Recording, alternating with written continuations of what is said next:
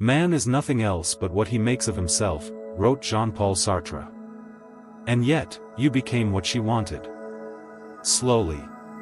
Quietly. Almost imperceptibly. You began as a man, untamed, unknowable, alive, and ended up as a curated version of yourself molded for her comfort. You looked into her eyes and abandoned your own. You never read Being in Nothingness, but it shaped your life more than any book you've held. Because Sartre, amid a Paris on fire with war and rebellion, wrote a sentence that should be etched into every man's soul: hell is other people. Not because people are cruel, but because in their gaze, we forget ourselves. That isn't love. That is bad faith, Sartre's greatest enemy. The moment you stop being the author of your life and become a character in someone else's story. It doesn't matter if you're 20, anxiously chasing a reply, or 50, wondering when your marriage became a slow extinction, the shape of the prison is the same. You became for her, instead of being for yourself. Hear this: the man who lives for her dies by her indifference. This is not bitterness. This is not anger. This is metaphysics. Sartre understood, consciousness is a void, a nothingness. It has no essence until it chooses. And the man who forgets this, the man who hands the steering wheel of his soul to a woman he thinks will complete him, he dissolves. And she feels it. Whether she's 19 and raw or 45 and refined, she senses when you've placed her at the center of your identity. She feels when your hunger for her becomes louder than your commitment to your own becoming. And that's when she pulls away, not out of cruelty, not because she doesn't care, but because desire cannot live in captivity. It needs space. It needs risk. It needs your freedom. The young man doesn't know this yet. He thinks his love is currency. He'll learn.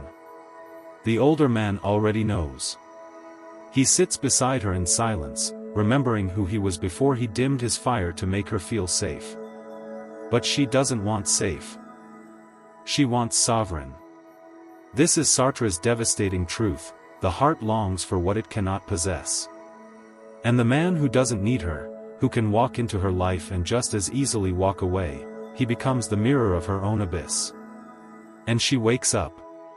You've seen him, the man who says less, who gives less, who doesn't bend when she storms.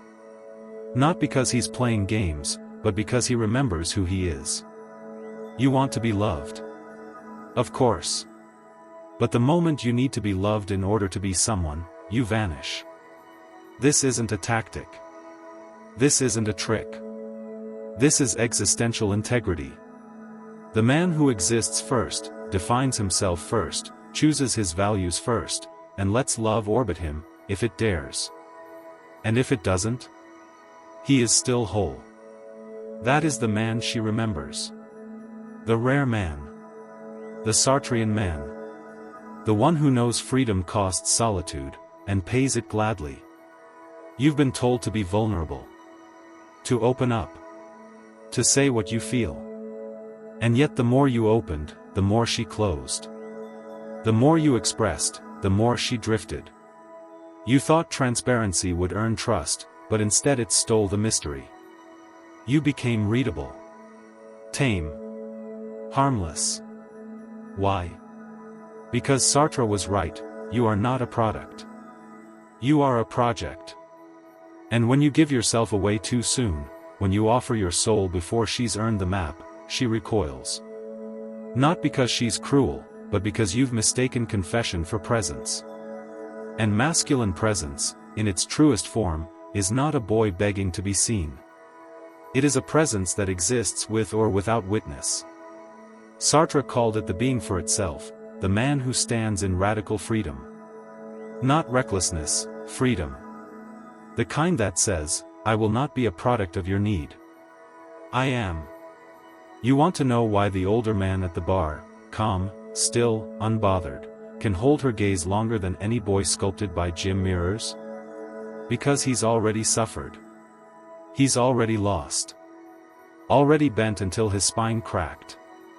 Already tried to buy love with devotion.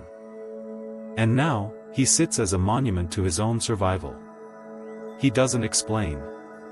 He doesn't beg. And in that silence, she hears him. Younger men confuse volume with power. Older men know the gravity of quiet. And she feels it, not with her mind, but in her bones. The presence of a man who doesn't flinch, doesn't fold, doesn't need. Not because he's distant, but because he's whole. And yes, she will test him. Withdraw. Provoke. Offer chaos disguised as passion. To see, will he break? If he does, he vanishes from man into mirror. But if he doesn't? If he stands firm, not in defiance but in truth, she feels it, the anguish of freedom. His freedom. And in that space, her desire awakens. Not because he manipulated. Not because he performed. But because he remembered what the world keeps asking him to forget: you were never incomplete. The myth that says, she will complete me, is the myth that unmans you. Because the moment you hand someone else the pen, you stop writing your story. And you become a ghost. And here's what most men learn too late: she didn't fall for your obedience. She fell for your distance. Your wildness. Your edge. The untamed fire you carried into the room before you began dimming it for her comfort. And now, even if she doesn't say it, she misses it. She grieves it. The man who used to make her feel alive has become a pillow for her fear. But this is not the end. This is the doorway. Because manhood doesn't diminish with age, it deepens. If you stop lying to yourself. And the lie is simple, that her love is the prize. It's not. The prize is the man who remains himself in the presence of love. Who doesn't fracture. Who doesn't fade. Who doesn't trade selfhood for security. And when she senses that, when she feels that she cannot reshape you with tears, silence, or threat, she breathes. Because now she's with a man who doesn't orbit her emotions. He orbits truth. And yes, this will scare some women. It will repulse others. They will call it cold. Detached. Cruel. But the right woman, the rare woman, she will recognize you. Not with her eyes, but with her nervous system. She will feel safe. Not because you made yourself small, but because you finally stopped making yourself a lie. You are not here to be liked. To be chosen. To be edited. You are here to become. To exist with such presence that even in stillness, the world leans in. That is the Sartrean man. The one who would rather be alone than live as a lie. And if she leaves, let her. Because you are not begging anymore. Not performing. Not shrinking for a touch or a text. You walk forward, without needing a witness. And that is the man she never forgets. Because he never forgot himself.